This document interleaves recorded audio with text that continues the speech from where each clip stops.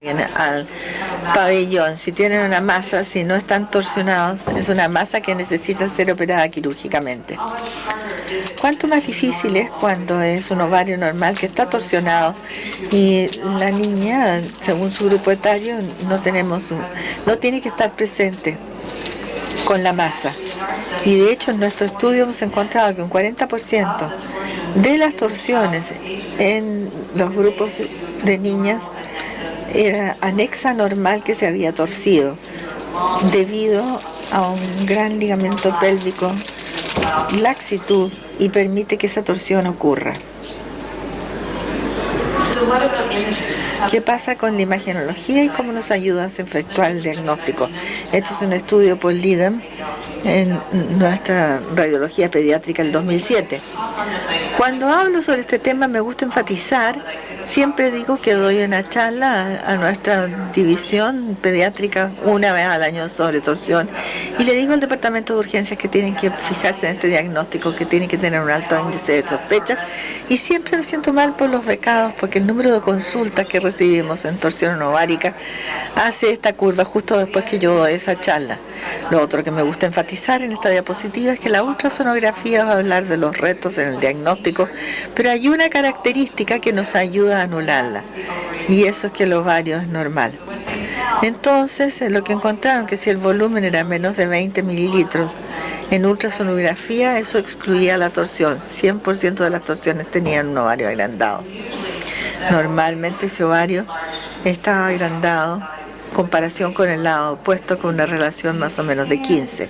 Entonces uno puede excluir una torsión bastante bien con imagenología si tiene un ovario normal. Uno también puede ver cosas más específicas desde el punto de vista imagenológico, con sensibilidad que nos gustaría que fuera más alto, pero el 64%, una especificidad de 95%, y esto puede llegar hasta un 85% de sensibilidad. Nosotros vemos transmutación de los folículos con el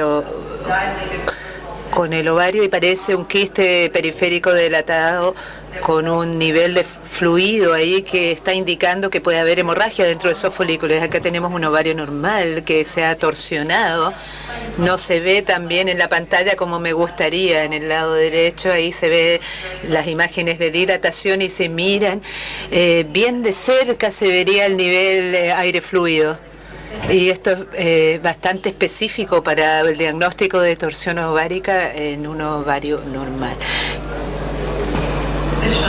Esto nos muestra mucho mejor en mi pantalla, así que les pido disculpas, se ve bastante oscuro ahí. Bueno, este es un estudio que también el grupo etario de la niñez, ellos analizaron, el grupo del INAM, aquellos pacientes que tuvieron una torsión confirmada laparoscópica o quirúrgica versus los que no. Tenían, por lo tanto, un grupo control, analizaron el flujo de Doppler en aquellos pacientes. Y lo que aparece en esta diapositiva, primero que todo, es que no podemos excluir la torsión ovárica cuando se mantiene el flujo, porque un tercio de las pacientes que tienen torsión ovárica en este grupo etario tenían flujo a nivel ovárico. Otra característica confundente es que en el grupo que no tuvo torsión hubo alrededor de 37% como reporte de flujo ausente. Esto lo vemos en nuestro departamento de urgencia, en nuestra institución, y que han encontrado que lo más difícil de confundir con esto es el quiste hemorrágico. Hemos encontrado en nuestra institución que un quiste hemorrágico no es poco frecuentemente confundido con la torsión en la imagenología. Creo que la imagenología puede apoyar nuestro criterio diagnóstico, y si ustedes tienen suerte de ver así, se llama el signo de el espiral, que toda la sangre de los vasos que van hacia los anexos tiene una forma como de espiral. Ha sido reportado en la literatura, les ayuda a hacer el diagnóstico, pero la verdad yo nunca lo he visto. Creo que el diagnóstico sigue siendo muy clínico. Aquí tenemos que saber que entre las características del dolor que va y viene asociado a náusea y vómito, tal vez puede haber algunas características que apoyan el diagnóstico, pero hay que pensar en el diagnóstico para llegar a hacerlo.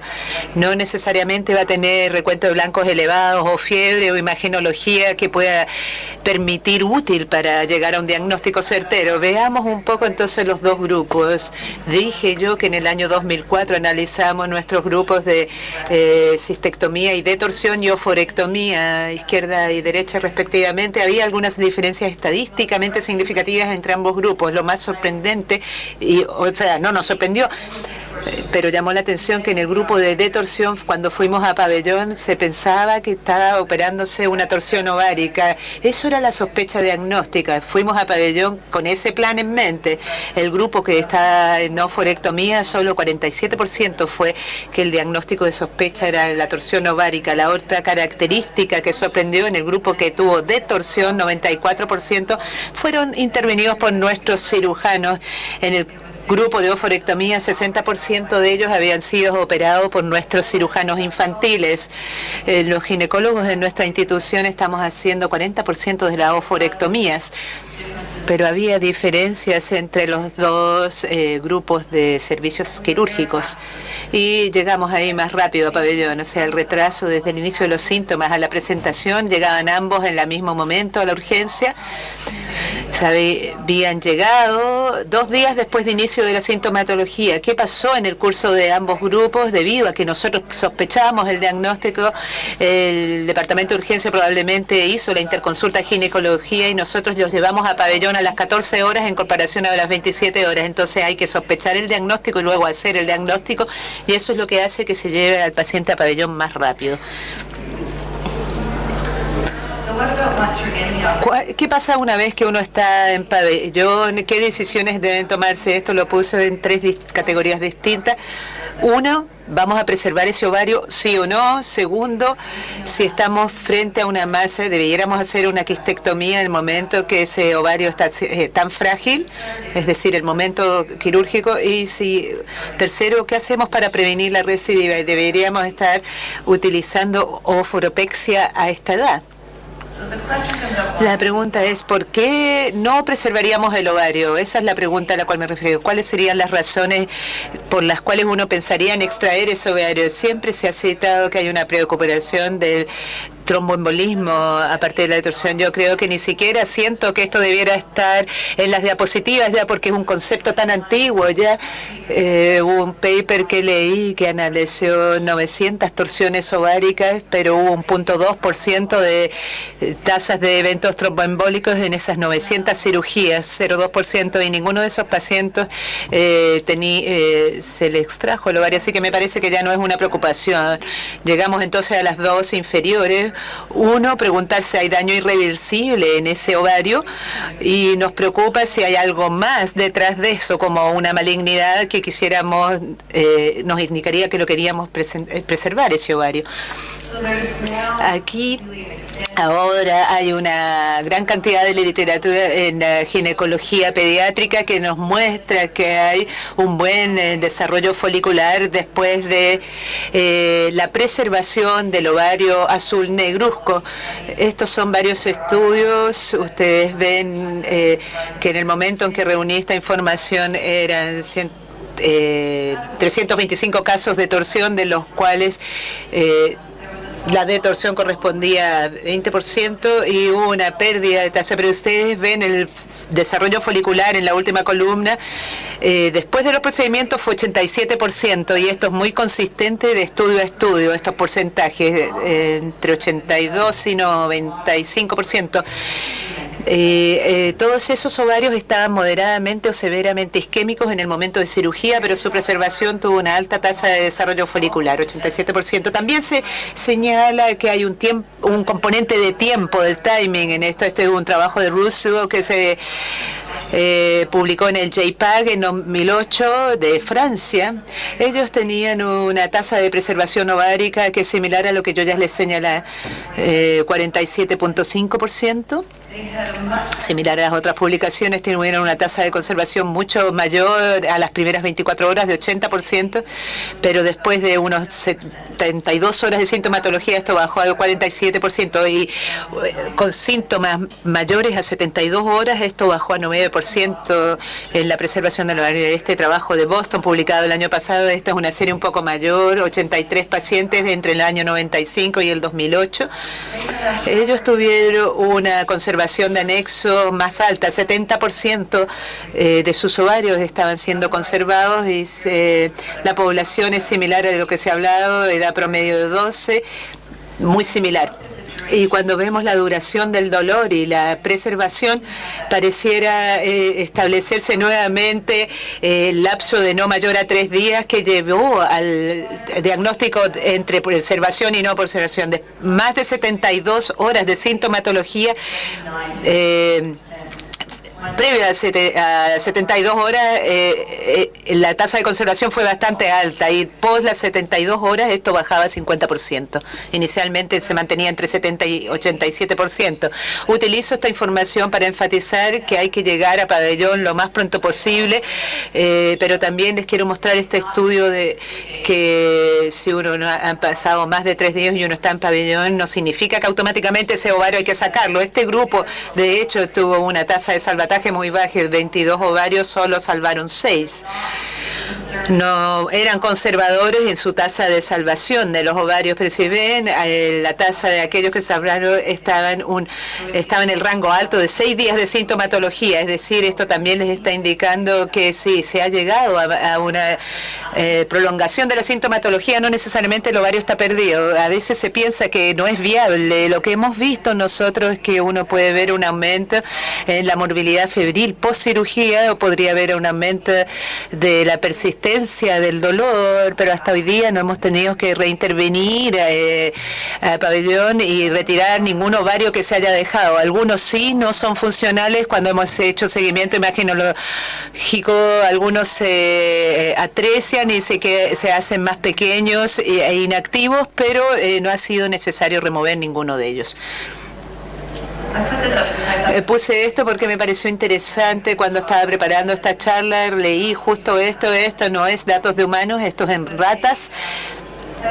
Establecieron un modelo experimental de torsión ovárica. Esencialmente operaron y pusieron una torsión ovárica. Tenían 3 grupos de roedores: aquellos que hicieron una operación falsa, luego aquellos que se hizo una torsión ovárica y luego volvieron y quitaron el ovario, y otro grupo donde se hizo una torsión ovárica y se detorsionó. El tiempo de torsión para estos ratones fue de 3 horas, y no sé cómo eso te extrapola en cuanto a las horas en adultos o en humanos o en niños. Pero lo que encontré interesante fue que ellos analizaron la magnitud del daño ovárico, cómo estaban estos ovarios después de esto. Analizaron la hemorragia, la congestión vascular, el número de células apoptóticas, la infiltración celular inflamatoria, si había degeneración de las células de la granulosa, varios parámetros para medir el daño, y encontraron que el grupo de detorsión, algunos de estos marcadores eran peor que en el grupo que tenía la torsión y remoción del ovario. El grupo argumenta que algo en relación a la reperfusión que puede producir un daño que se mantiene después de este tiempo, probablemente a raíz de la formación de radicales libres. Entonces, si hay daño que persiste después de la cirugía para preservar el ovario. Cuando analizaron cosas como el NIH y AMH, la inhibina, la E2 y la inhibina B, en ambos grupos, en el grupo que tuvo torsión y pérdida de ovario, los niveles de AMH, de estrógeno y inhibina B fueron estadísticamente significativos de aquellos que no se operaron, pero lo que nos sorprendió fue que los niveles de AMH en el grupo de detorsión fueron más bajos en postquirúrgico y no fueron distintos a cuando el ovario se removió. Obviamente hay algún daño que ocurre en ese ovario, a pesar de lo que vemos como función folicular persistente después de esto.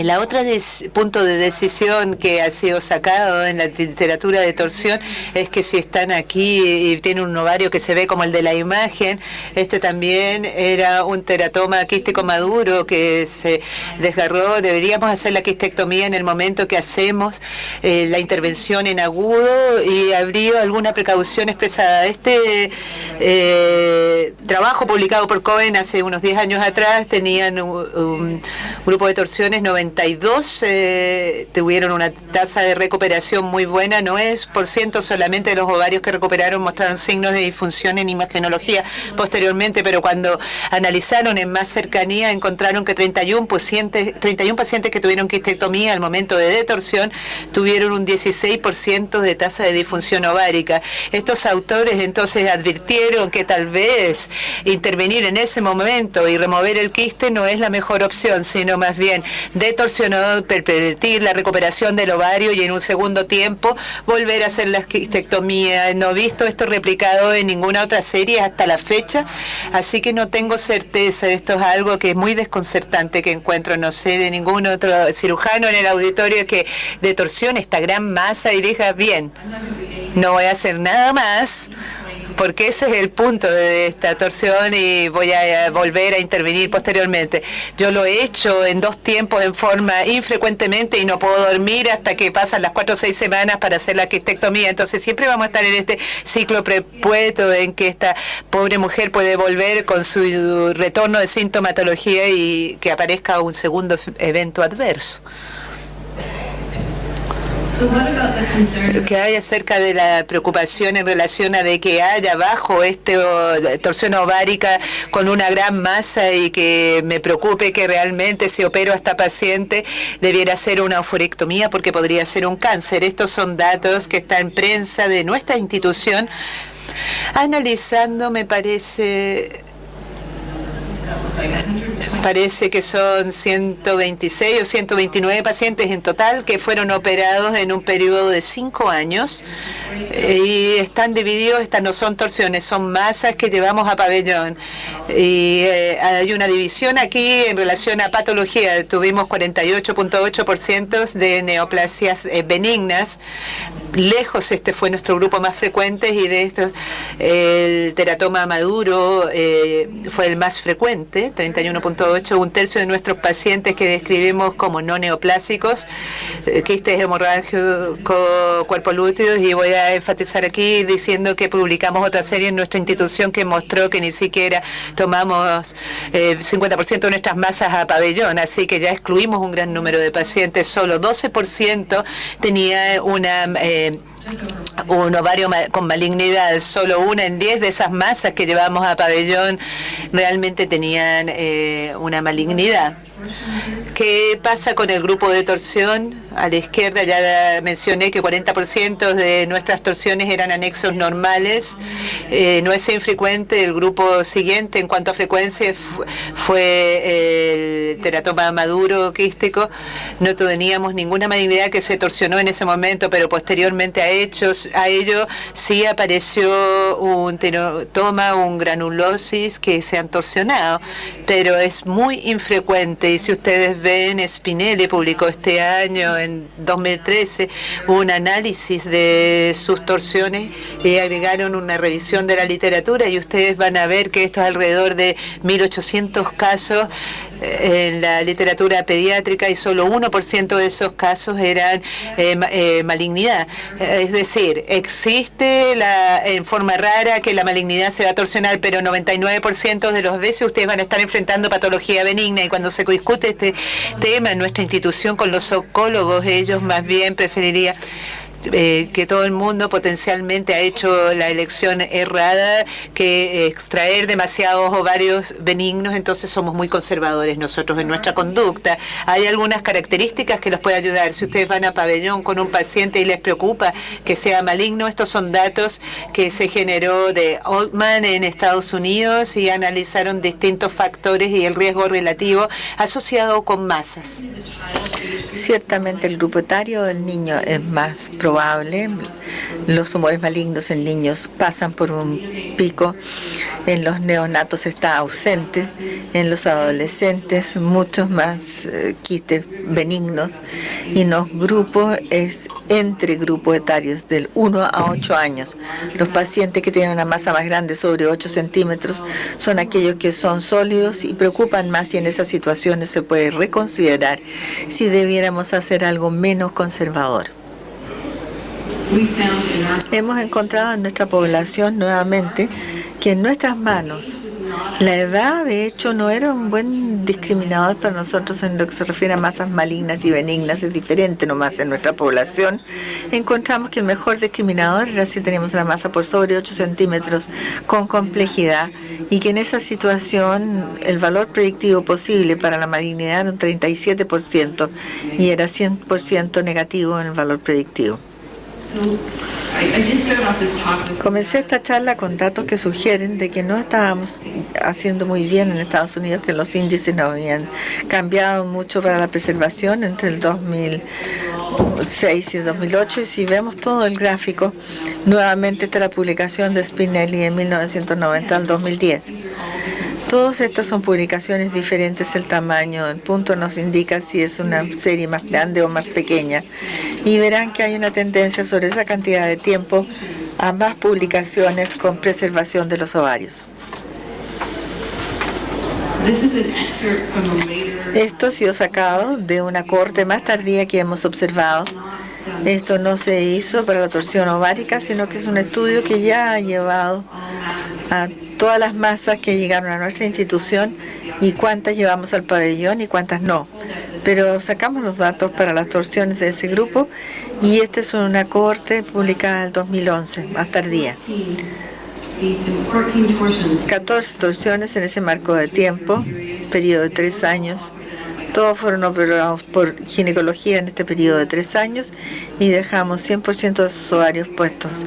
Entonces fuimos de menos 50% de tasa de preservación a 100% de los ovarios en este marco de tiempo.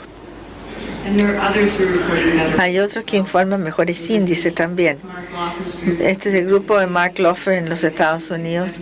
70% de sus ovarios los dejaron. Y este es un grupo de Israel con 13%, y como dije, este es un subgrupo de nuestra población a 0. Estamos haciendo un estudio ahora para poder ver la última década y cuánto mejor nos está yendo, pero no tengo desafortunadamente esos datos para poder mostrárselos hoy.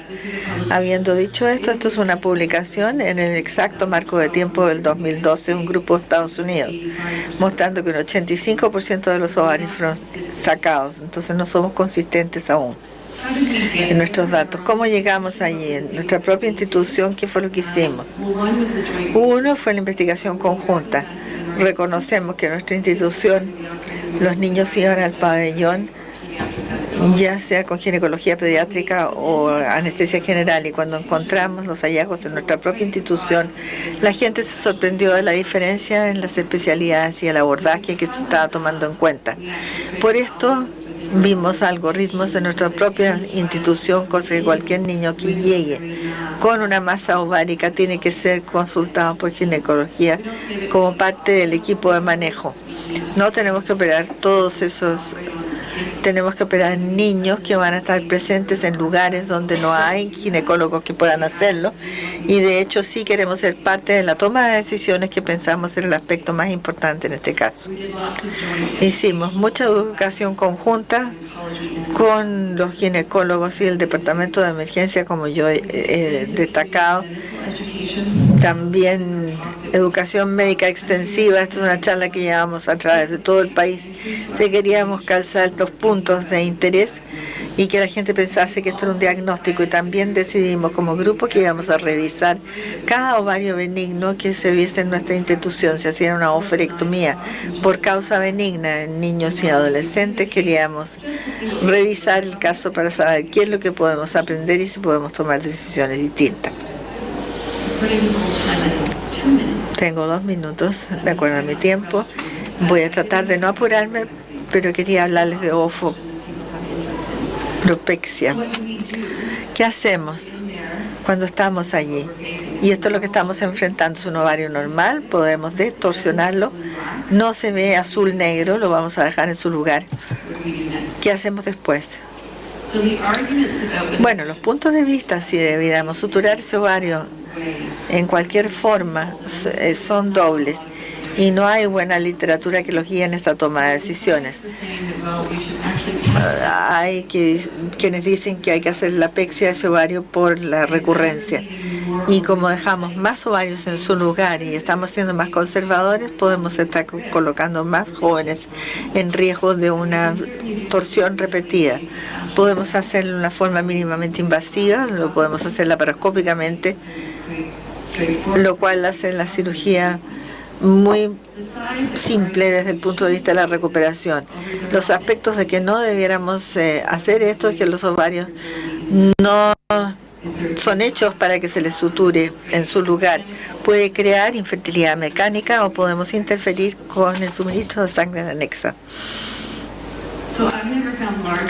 Nunca he encontrado series grandes sobre esto. Esto es una publicación de Montreal y el hospital de Saint-Justine. 76 niños con torsión ovárica vieron que había un 5% de torsión asíncrona.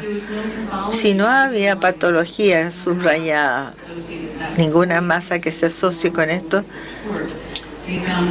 encontraron que la tasa de recidiva era un 11%, entonces más alto en ese grupo. Estos son los únicos dos estudios que yo me he cruzado que tratan de ver el riesgo de la recidiva post o foropexia. 6 mujeres que se les había hecho una foropexia después de torsión, una hizo recurrencia. La otra de Israel informa más recientemente en el 2012, un poco más grande, 21 pacientes. 2 de los pacientes hicieron recurrencia post o foropexia. Sé que son números pequeños, pero no son distintos. Esta es nuestra opinión de expertos sobre qué es lo que hacemos en nuestra institución. Hacemos ovoforopexia, lo hacemos en forma infrecuente, no es nuestra norma de cuidado. Hacemos una apexia a todos los que han repetido una torsión. Sí ofrecemos una apexia para cualquiera que esté perdido y anexa, cuando la torsión no se asocia con la masa, e incluso lo vamos a hacer como procedimiento de intervalo. Quien ha venido con nosotros y se le ha sacado el ovario, se hace una apexia contralateral del otro ovario para que no se les califique como agonadales si tienes una torsión repetida. Cualquiera que tenga adherencia anormal, si vemos estos ovarios que están colgando ahí con muy poco apoyo, y eso es una llamada a juicio de nuestros cirujanos que vamos a ofrecer ovoforopexia en estos casos, definitivamente en el caso de la torsión bilateral. Aquí tenemos una publicación que hicimos un par de años atrás. Tomamos buenas fotografías, vimos una torsión del lado izquierdo, tuvimos sospecha de la torsión en una masa agrandada. Y sí tenía una torsión al ovario izquierdo, sin embargo el derecho también estaba torcido 4 veces sobre sí mismo. No hay buena literatura que nos diga cómo hacer la apexia. Se puede apexiar a la pared lateral.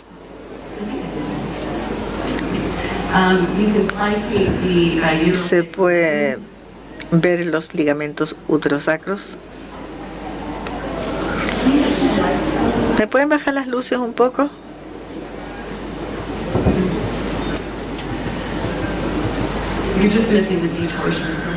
Se les está escapando la distorsión. Si las luces bajan.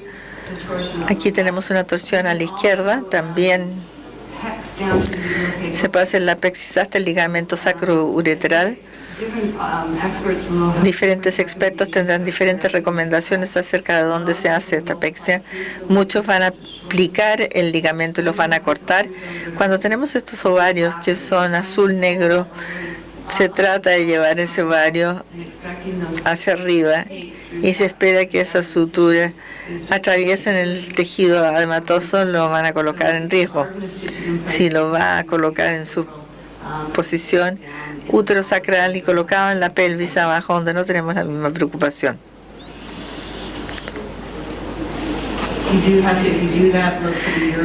Buscan el uréter, no tenemos esto en el video.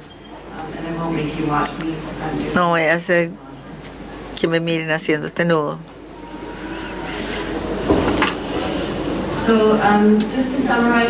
Y solo para resumir entonces, ¿cuál es lo clave de lo cual hemos hablado mientras queremos mantener un alto índice de sospecha de este diagnóstico? Necesitamos reconocer que un ovario normal se puede torsionar en niñas y adolescentes y que no tenemos esa confiabilidad de una masa. Tenemos que confiarnos en los síntomas clínicos. Creo que es un diagnóstico clínico con imagenología que puede ser de apoyo. Se va al pabellón aunque no tenga esos signos en imagenología y debíamos preferir una distorsión mínimamente invasiva y potencial para una oforectomía en situaciones donde uno está muy preocupado acerca de la oforectomía o una recidiva. La otra consecuencia es bueno tener una tasa de laparoscopía negativa para la torsión. Igual como se siguió para apendicitis, debiéramos tener esas situaciones donde vamos al pabellón porque se han sospechado de torsión. Si no es una torsión, no estamos ahí en esa situación, al menos unas pocas veces, a lo mejor no tenemos un índice de sospecha para este diagnóstico. Le digo a las familias cuando tengo sospecha, pero digo, si va ahí, esto es bueno y que estemos conscientes de que potencialmente que es importante que tengamos el confort de poder decir que a veces sí tenemos una laparoscopía de diagnóstico, porque si no se nos pueden ir o se nos pueden escapar muchos de estos. Y esa sería mi charla. Esto es en la reunión de NASPEC. Espero que a nadie le importe. Va a ser en Filadelfia en abril. Y por lo tanto, si están interesados en pediatría y ginecología, nos encantaría que nos acompañaran. Y dije en el taller ayer, si quieren esperar 2 años, me pueden venir a visitar en Toronto, porque vamos a tener la reunión de NASPAC en Toronto.